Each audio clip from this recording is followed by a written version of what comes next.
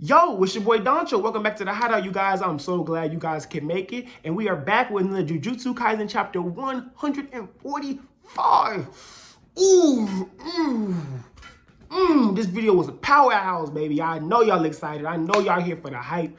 Listen, in the moment I'm recording this is right before getting ready for the Jujutsu Kaisen 145 live stream discussion that I'll be doing with the channel. So hit that up if you missed that and you did not catch that, because you know this is where I'm going to talk about my whole take on everything going on. But then in the discussion live stream, we're going to be talking with the community and, you know, the Doncho's Hideout fan club, I guess you could say, about how everything in 145 was just crazy and the things that you guys probably didn't get, want to see, things of that nature, right? But like I always say, if you guys like this content, make sure you hit that like button, make sure you hit that subscribe button and that bell icon, okay? Like, don't forget to hit the bell icon, because if you miss stuff, then that means you're gonna not be there when it happens. So if you don't be around, you're gonna be square. You feel me? That's not, you know, you don't want to be square. You want to be circular. You want to, you know, circular cycle. You know what I'm saying? I'm sorry. I'm just so excited about this Jujutsu Kaisen chapter. I hope y'all are like, this is just amazing. But anyway, intro.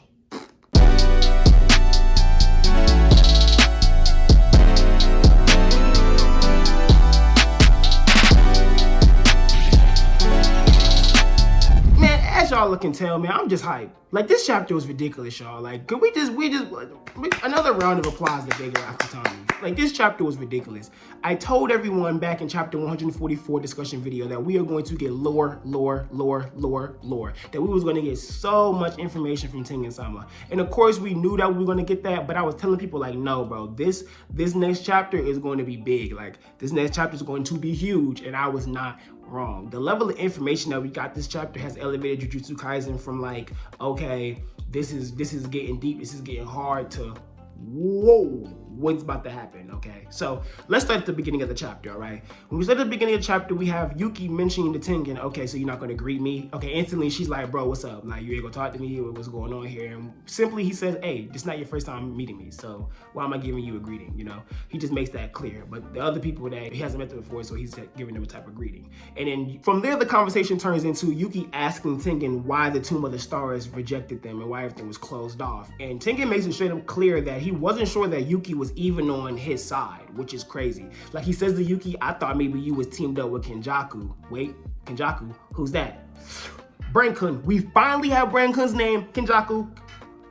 Boom, finally, we can drop the Brain-kun. People can stop being confused with Noritoshi Kamo. People can stop being confused with Geto. His name is Kenjaku, the dude that has Geto's body, who has been doing all of this bad stuff ever since we seen in the beginning of Jujutsu Kaisen chapter 1. That is Kenjaku. That is the bad guy. Now we finally have a name for him. We can move on from that, you guys. So I'm going to be naming him as Kenjaku from here on, because they call him Kenjaku throughout the rest of the chapter. So Kenjaku basically is who Tengen says that he's not sure that Yuki was even on his side or Kenjaku's side, because he can't tell people's hearts, which is really, really cool that Tengen says that. So Tengen barely tries to make this distinction between, okay, I do know a lot about Jujutsu sorcery. I do know a lot about things going on, but I don't know people's intentions. I don't know people's hearts, and we'll get more into that later on. So Yuji interrupts that conversation pretty much, and then he jumps into, okay, so why do you look like that? And Megumi thinks to himself, of course, like, this dude would jump into conversation and ask that type of question. It's hilarious, that's how Yuji is, because we all want to know why the fuck does Tengen look like that, right? And this is the answer. Tengen says he's immortal, but he's not anti-aging.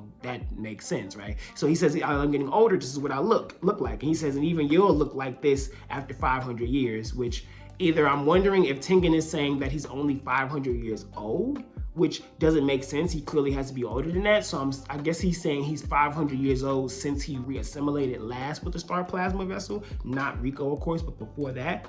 Interesting. So Tengen only counts his age as maybe the time when he goes into the new body. So then he says, even you'll look like this after 500 years. But then Yuji's like, oh, really? And I'm wondering, is he saying that like to be funny with the whole play on Sukuna with the 4 eyes things because Tengen has 4 eyes? Is that what he's saying? Is he trying to be funny? Is Yuji like could technically be immortal because of like the whole having Sukuna in him and being a vessel of Sukuna? Or could he still die of old age and that would also kill Sukuna? continuing on, basically, they make that little funny joke, and then the conversation pretty much continues with Megumi asks who's Kenjaku, and then he says Kenjaku is the dude who has had control over Noritoshi Kamo's body and Goto's body. The dude has been doing all of this, a sorcerer from over 1,000 years ago. Basically, everybody's like, okay, wow, okay, we finally have a name for him. They can stop calling him Noritoshi Kamo or whatever, and even Yuki's like, oh wow, Kenjaku. Ken meaning benevolent, and the Jaku meaning salvation. That's, you know, pretty fucking ironic that his name means benevolent salvation. There goes Gege Akutami, always having meaning with names. So anybody who said names don't really mean much in Jujutsu Kaisen, that is now thrown out of the window. Gege has now confirmed that names mean something throughout the series with that one little line.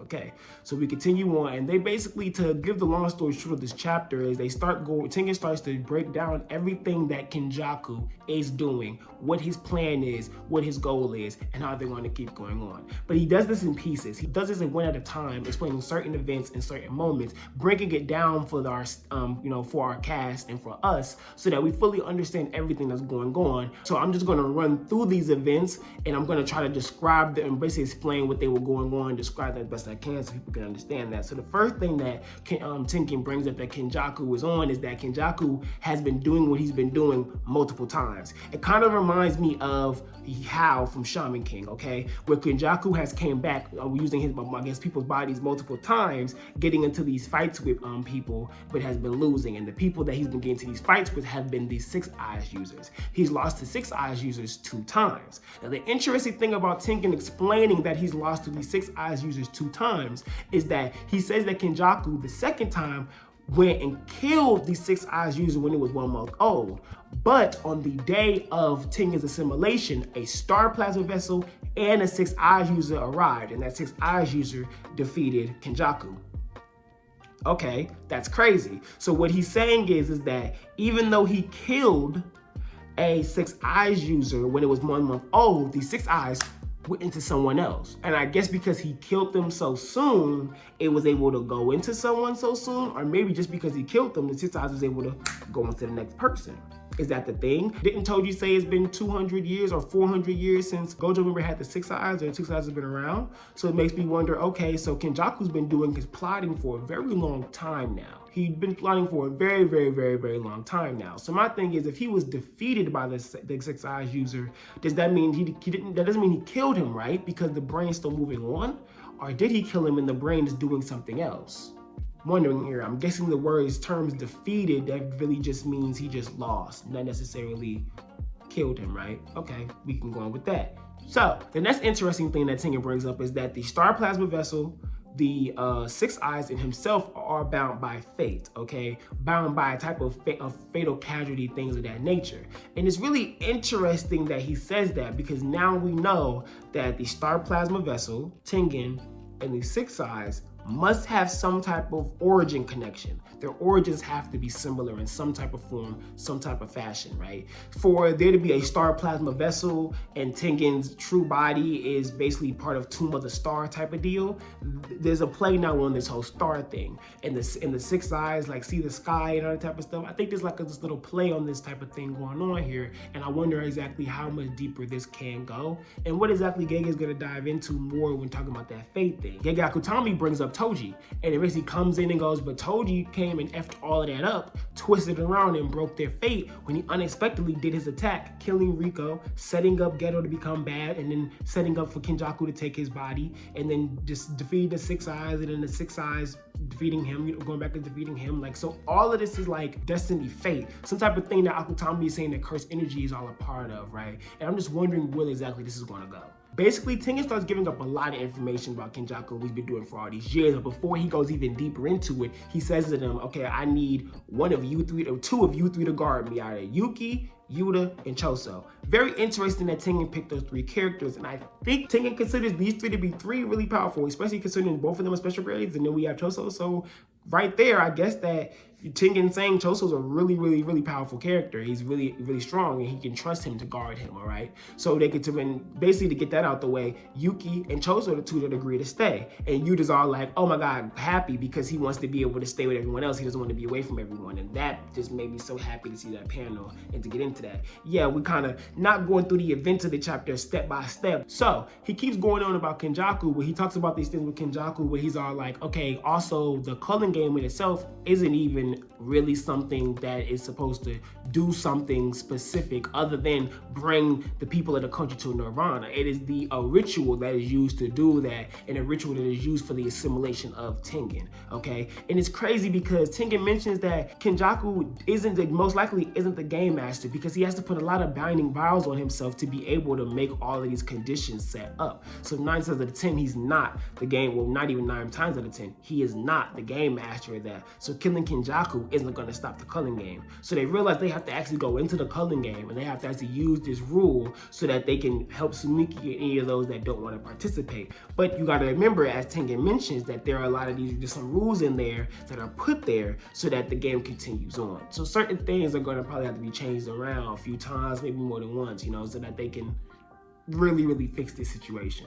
That's the part that's really crazy, is the assimilation with Tengen. So to explain the assimilation with Tengen piece, really what's going on is that, because like I said before in my last video, if you guys remember, that the fact that Tengen, he cannot be a true human, because the fact that he is going for his technique naturally turns him from a human into something beyond. Maybe he's not necessarily a human, and he admits to them that he is now closer to that of a curse than he is a human. So he is now susceptible to curse manipulation, and straight up says that if Kenjaku was to run into him on contact, he would absorb him because he's that good of a sorcerer. Whoa. And he's only second to him. The only person he's second to in barriers is Tengen. So he's like 9 out of 10. Soon he's gonna figure out how to unseal Tomb of the Star and get in this motherfucker to try to assimilate. Wow. So he can't just reject the assimilation, and he can't just be like, okay, I'm gonna fight this dude. Kenjaku's stronger than him, so he has to have these bodyguards. That is absolutely ridiculous, you guys. Like, I'm just like mind blown how serious the situation has gotten. Tengen he's strong, but he's not strong like to the point of like, okay, I can guard myself and defend myself and fight. No, like, he's not that at all. And the fact that Tengen is this entity that is one with heaven and earth, he isn't truly there. How he's able to be there is using his barrier technique to keep his consciousness together, to keep himself intertwined. You know, the cast is asking him these questions, wondering how he's able to do these things. I think it's much better to go through this chapter just talking about how all of these points align instead of going by bit, because you read the chapter, right? You know about it, but we gotta just talk about how these things really are crucial and how they matter so much, right? And it's really interesting to me that Akutami has now set these things up this way, because now we have to have our cast split. We have to have Choso go away from Yuji and stay with Yuki and Tengen and guard against Kenjaku. And Choso even says, like, Yuji needs either Yuta or Yuki, so I'm going to stay. And I'm glad that Yuki still wants to talk to Tengen, because I really want Yuta to be around with everyone. Everything is just intertwining really well. Everything's coming to flow. But what really starts to get this chapter going is when this guy starts talking about the back of the fucking prison realm. And the fact that Tengen has the back of the prison realm, and we know it was made of that one dude's flesh. I can't remember what his name was, but it's made of this older guy's flesh from the past. And Tengen has the back of it, and that kind of does still look really fleshy. It's really cool looking. And they're all excited, like, oh, so Gojo's still behind us. We could just open this. And Tengen's all like, no, it can still only be opened by Kenjaku because he's the one that has the front of it. But you can open it using like a anti-curse energy type of thing, weapon, anything. So that we see the inverted sword of heaven, and we see the black rope, both of which apparently have been taken out by Gojo. And it's so funny because we have Yuji, Megumi, and Yuta just sitting there like, this dude Gojo was a menace. Like, Yuji's like, what are you doing, sensei? Megumi's like, who is this guy? Like, what is this guy's purpose? What did this guy be doing? And you just sitting there back there like, oh my God, this is so embarrassing, like, ugh. And then he says he went to Africa trying to find this black rope, and it looks like Miguel's people was like, we not letting you see nothing. It was definitely a wasted trip. I think they have it, and they're like, no. So now Yuki's all like, there is another way, right? Like they're like, there has to be another way we can open up the back of this prison realm so that we can get Gojo out. I just find it really cool that that's their way to get around. They probably not gonna be able to actually get to Kenjaku to get Gojo back. They're just gonna have to open the back of it that they have, and then, you know what I'm saying, be like, Gojo, we need you to handle this situation, okay? It's just really awesome. And because Kenjaku said, oh, these 6-eyed motherfuckers be out here whooping my ass. Okay, instead of killing you because there can't be 2 of y'all, I'm gonna just seal you instead. Perfect. It's just crazy how that just unfolded like that. And the Tengen just knows all this information because of his burial going through Japan. And the fact that he can explain to us that dude doesn't have enough cursed energy to do idle transfiguration, so there's no way Kenjaku can just do it on his own anywhere. It's just a really cool thing that's going on, but the assimilation of Kenjaku and Tengen will end up causing malice and things to spread throughout the world, meaning Kenjaku wants to go past himself. He wants to exceed past what a sorcerer is, like Tengen says, and go beyond all of that. I think is incredible. Tengen has some connection to the heavens. As he said, he is one with heaven and earth. He's different. He's definitely not normal. But to top this chapter all off, at the end, Tengen lets us know that yes, there is another way. There is an entirely new other way that they can finally get this back of this prison room open. And it's with the help of a culling game player, curse user who was around 1,000 years ago, who calls herself the Angel and has the curse technique of negating and nullifying all other techniques. What? There is a Nin exorcist in Jujutsu Kaisen. There is an Abengane in Jujutsu Kaisen. There is a Dazai Osomu from Bungo Stray Dogs in Jujutsu Kaisen, and she calls herself the Angel. Another sorcerer from 1,000 years ago? Where do y'all be doing? Where do y'all coming from? Why now? What's up? What, like, like Yuki said, Yuki asks why now, but all the pieces just fell together. So that is why now. All the pieces fell together. I'm asking, like, we ain't been told. It's just the pieces lined up. All the pieces lined up perfectly, y'all. This is Jujutsu Kaisen. Absolutely wonderful. I don't even know where to take that from there. This chapter was astounding. Like I said, catch up with me in the chapter 145 discussion live stream. I'm gonna be diving into a lot more with you guys because I know you guys probably gonna have questions live and things of that nature, and I just can't wait to talk about it. And that may be something that we will be doing consistently now in Dancho's Hideout. People want more than just one upload a week, but we are gonna be fixing that. We're gonna bring a lot more to you guys, and I hope you guys are excited for that. But like I always say, it is me, Dancho. If you like this channel, if you like the stuff I bring, please don't forget to hit that like button. Don't forget to comment below. I love to see you guys comment, bring up ideas, things you want to talk about, and subscribe and hit that bell icon if you made it all the way. And if you want to support the channel, you can always hit the Patreon, the Coffee, or you can hit the link tree and find somewhere else you can donate us to us at. You'll see when you get there. But once again, it's me, Dancho. Peace. Young noise.